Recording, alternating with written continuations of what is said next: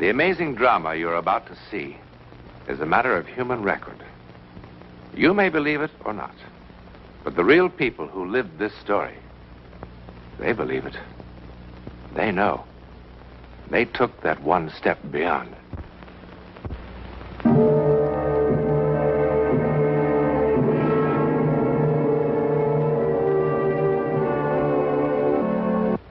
This door is kept locked at all times. The curtains on the window are always drawn.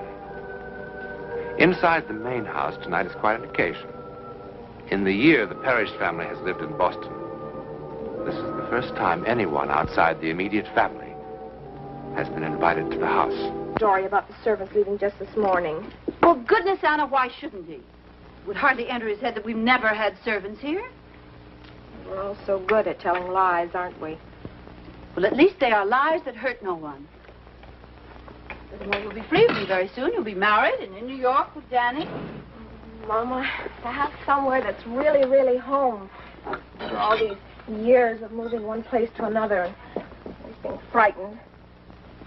Mama, did I tell you what Danny said to me? He said he wanted 6 children. Of course, I just sat there and stammered and blushed. What's that? It's nothing. It's a recipe. You know, Danny even has names for them. Michael and Eric and David for the Margaret, boys. And we'll have the Beaujolais with dinner. Yes, Papa. Oh, darling, you better run along upstairs and get ready. Yeah. Danny seems to be the kind who never late. Not a second. Life must run like clockwork. That's why I love him. And I love you too, Mama. Oh, tonight I love the world. Ah! Mama. There seems to be someone in the garden. George, go and see what's happened. You know what has happened. Mama, please, don't it. No one can see into that room. Wash your hands. Yes, that'll help. Wash my hands. Will that wash away Jason? I hate him, I hate him, I hate him! Anna!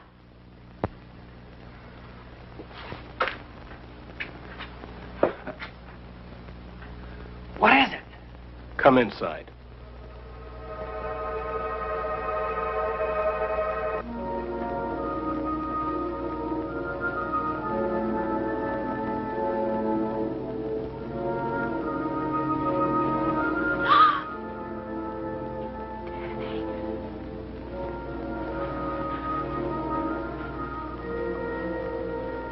Tell me, what is it? Danny, there's nothing for you to be afraid of.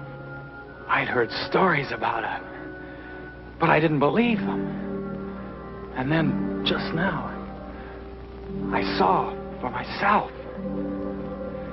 sitting in a red velvet chair. That's what was so horrible. In a red velvet chair with a high back, reading a book for all the world like a human being. Oh, no. What I saw didn't belong inside a house. What I saw belonged in the sea. Annie, you're very young. I hope you will have the compassion to understand. Mama, no! He has to know. He is my son. He's Anna's brother. Brother? Danny, It happened before he was born. He was born that way? Danny. It is a disease that is not contagious, nor hereditary. Danny, what Mama says is true. Anna, I can't. Before God, what Mama says is true. Anna, stop All the it. doctors swore it. It's not sorry. hereditary. I'm Danny, sorry. please don't leave me. Please don't leave me. Danny! Danny!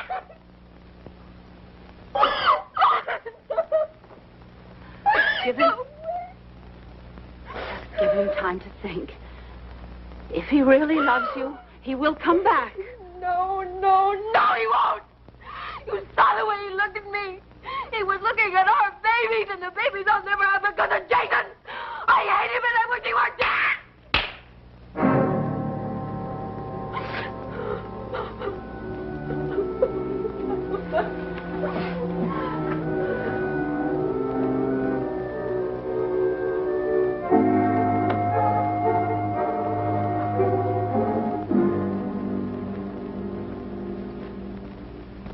George, I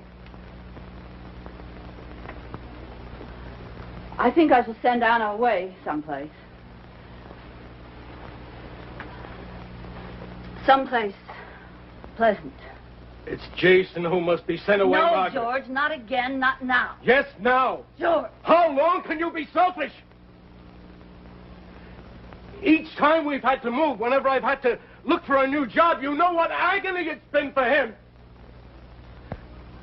He'd be happier away from us. There are hospitals that would take him. You don't mean hospitals. He's my son, too, Margaret. For the love of God, have some pity for the boy. Pity? Yes, pity! How do you think he feels locked up in the room? I have told you 100 times I will not let him go. And that's always finished the argument, hasn't it, Margaret? But not tonight. No, not tonight. Hush, George. He will hear you. You cannot ask me to give up my life. At last you said it, Margaret. He is your whole life. Not me. Not Anna. Jason. You've no love left for the rest of us. He needs me more. Margaret! I mean what I say. If you don't agree with me now, if you don't agree with me this moment to send Jason away, then I shall leave you.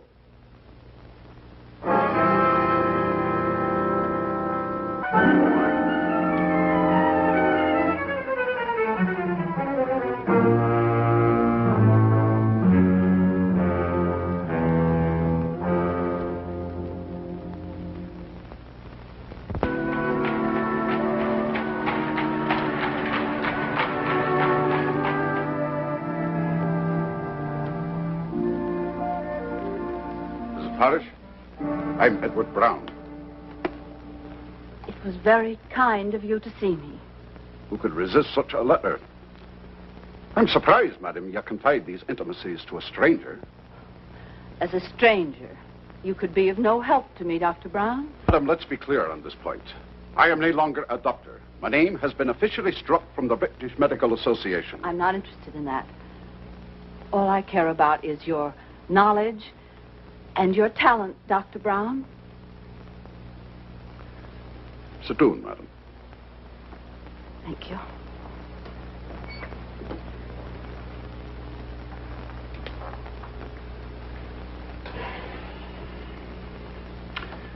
I remember hearing of a few such cases as your son's.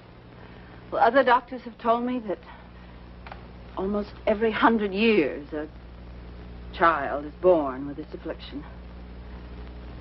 You know, Jason says that he has read a theory that all mankind has evolved from the sea, the cradle of life. But Jason says that perhaps the seed of our beginnings is still with us, and that this is God's way of reminding us that we have not come as far as we would like to think. Cradle of life. Jason sounds a remarkable boy. Madam, why have you come to me? I read of your lecture. Lecture? Lecture indeed. The papers termed it a riot. The police had to be called. Here, this is what interested me. The jeering began when Brown made claims that his so-called mind force could be efficacious in the treatment I of read the certain account, illnesses, madam. I read it. particularly ailments of unknown origin. That's why I came, Dr. Brown. Please, will you be honest with me? Have you been successful? There have been a few cures, and many, many failures.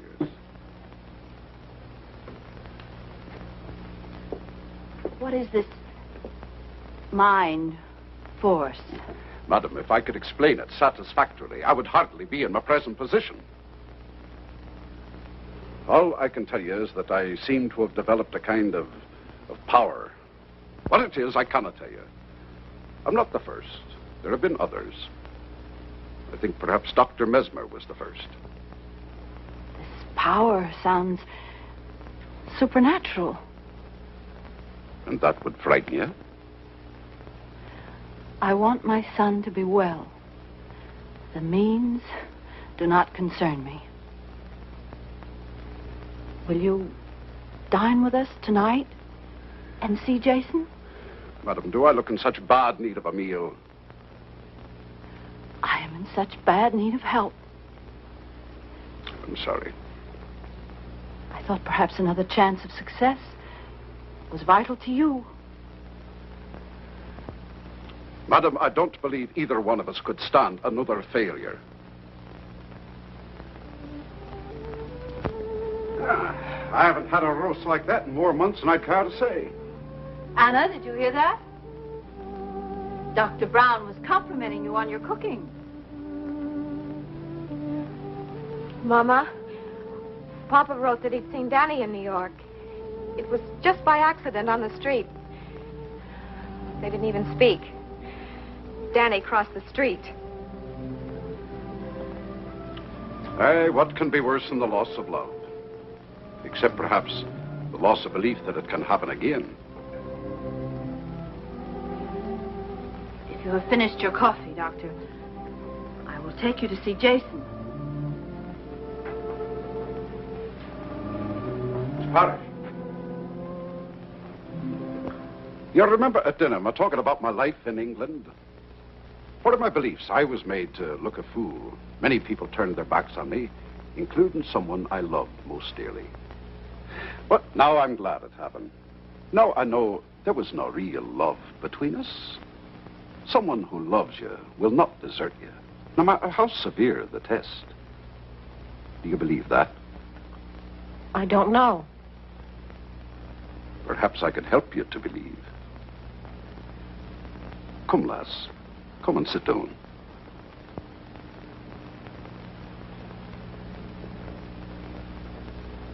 Perhaps I could help you to believe. Madam, have I your permission to play a game with Anna? You have? Anna, you know I want to be your friend. Yes. Give me your hands.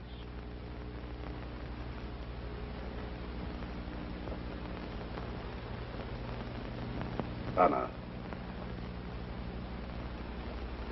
fix your gaze on a point of light in your ring. Stare at it. Never take your eyes from it.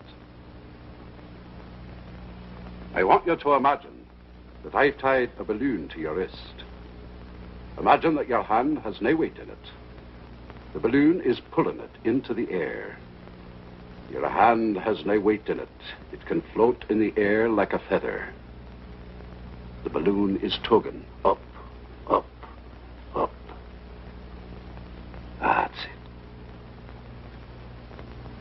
Now, as your hand rises higher, it will come toward your face. Keep staring at that one point of light. Keep staring at it as your hand comes toward your face. You're becoming more and more sleepy. Your poor eyes ache for sleep. But you cannot close them until your hand touches your face. Only then will you sleep. Sleep.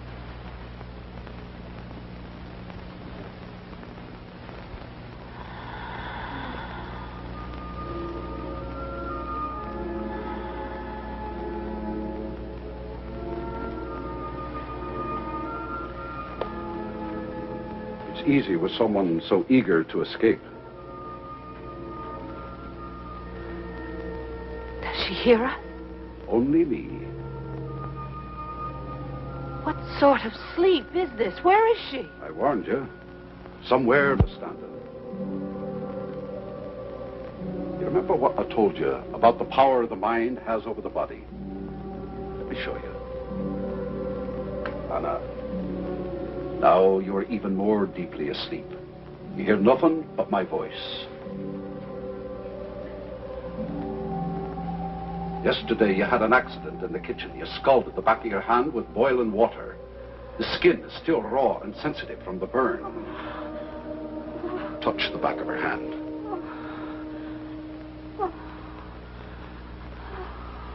Go on, touch it.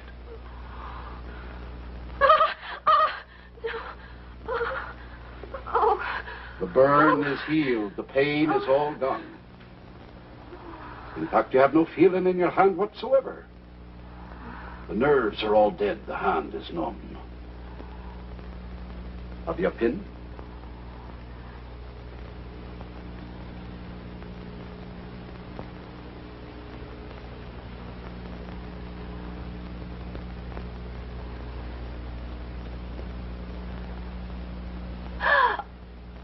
It will not bleed.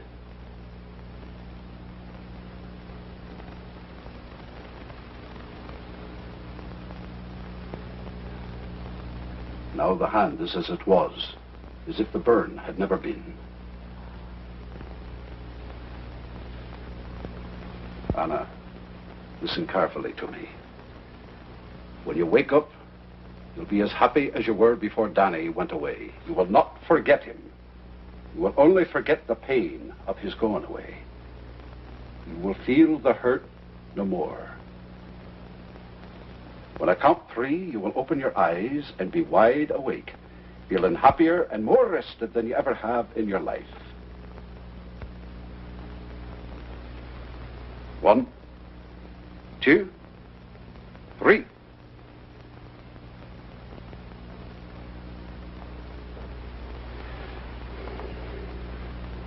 What happened? I was listening to the doctor, and then I... Well, I guess I must have dozed off. Oh, I'm sorry. You must think I'm terribly rude. We'd be a deal healthier if we all took a bit of a nap after dinner.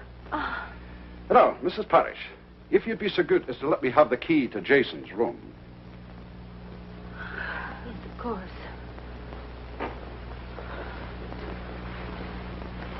Doctor, I think if anyone can help Jason, it's you. Thank you.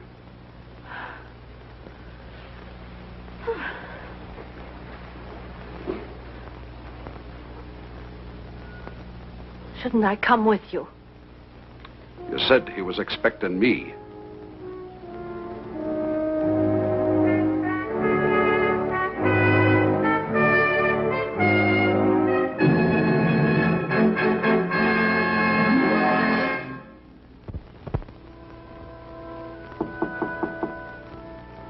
Jason, it's Edward Brown.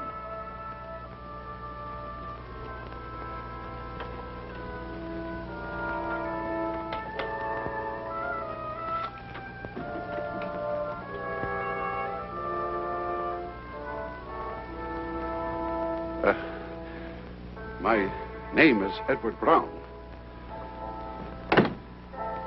Your mother's kind enough to still call me Dr. Brown, but then I expect you've heard that story.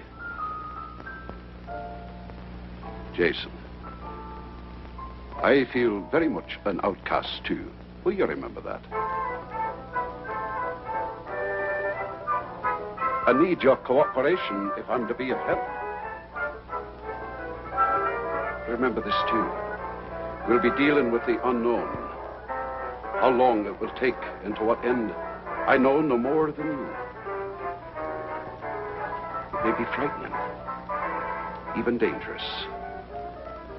And what is worse, futile. Jason, I failed many times. The decision must be yours.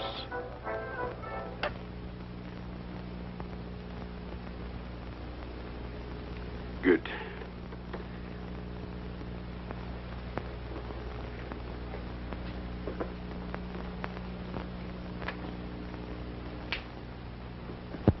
Let's waste no more time. Jason, give me your hands.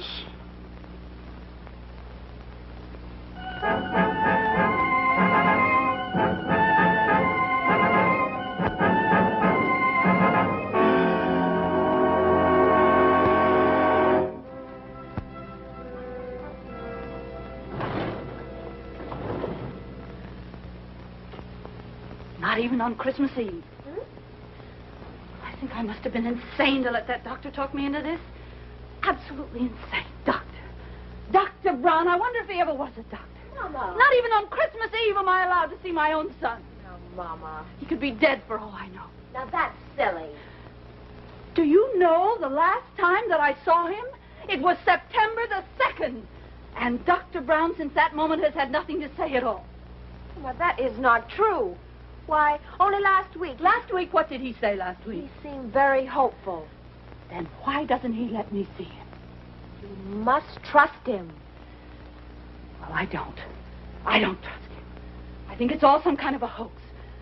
Jason isn't any different. There isn't any change at all. Oh, there's one thing that's changed. I've lost him. Jason isn't mine anymore. Well, that's it. Well, that's what's upsetting you, is it, Mama?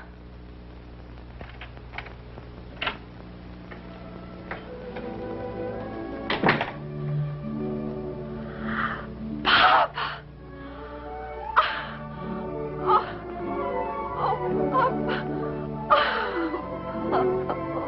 God, you're home. Oh, we need you so much. Hello, baby.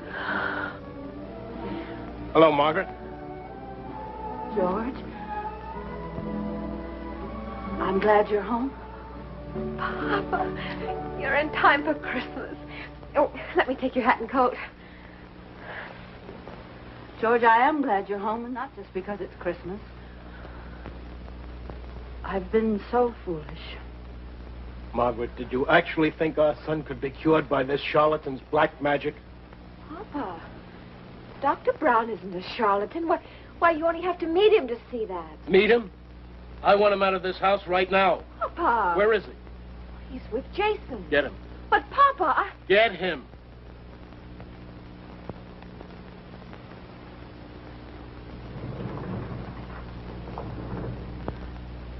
I was desperate, George. I know, Margaret. Margaret, I brought someone with me. He's waiting outside. Why? He's from a hospital in New York. No! Margaret, listen to me. No! I've seen the place. No! No, I've lost him once. Never again, never again. Margaret, we'll go down there together. You can see it for yourself. No! I have seen those places, I know. I would rather have Jason dead first. Margaret, all the papers have been signed. No! There's nothing you can do, Margaret.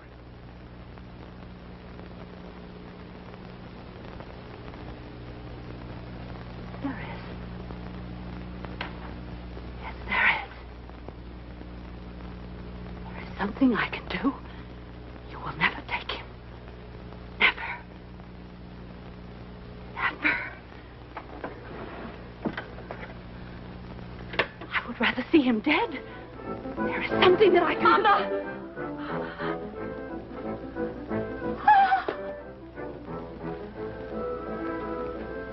It was Jason's wish to wait till Christmas.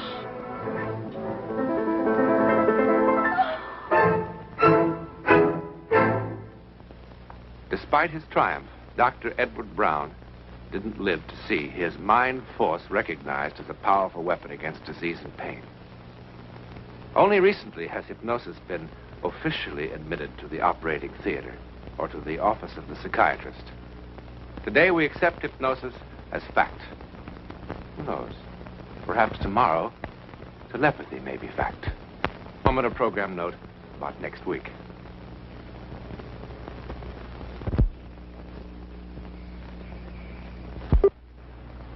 Next week, and every week, we'll be bringing you the personal records of the rarest kind of human experience. Man's adventure in the world of the unknown. That mysterious psychic world beyond our five senses. This is your invitation to take with us that astonishing one step beyond.